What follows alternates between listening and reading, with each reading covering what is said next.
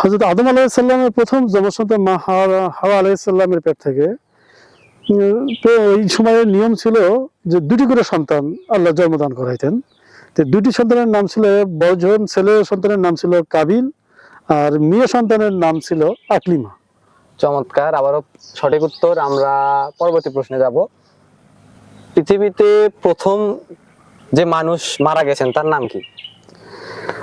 পৃথিবীতে প্রথম মানুষ মারা গেছেন হাবিল কাবিল কর্তৃক। আবারও সঠিক উত্তর। এবারের প্রশ্ন হলো, আদম আলাইহিস সালামের সময় তখন কুরবানি কিভাবে দেওয়া হতো এবং কুরবানি কিভাবে কবুল হতো, এটা যদি আমাদের একটু বলতেন। হযরত আদম আলাইহিস সালামের আমলে কুরবানির কিছু বিশেষ নিয়ম ছিল। যখন কোনো ব্যক্তি কুরবানি দিতেন তখন আকাশ থেকে এক ধরনের অগ্নি স্ফুলিঙ্গ এসে ওই কুরবানিকে আগুনে পুড়ে ফেলতেন। তখনই লোকজন বুঝতো যে তার কুরবানি কবুল হয়েছে।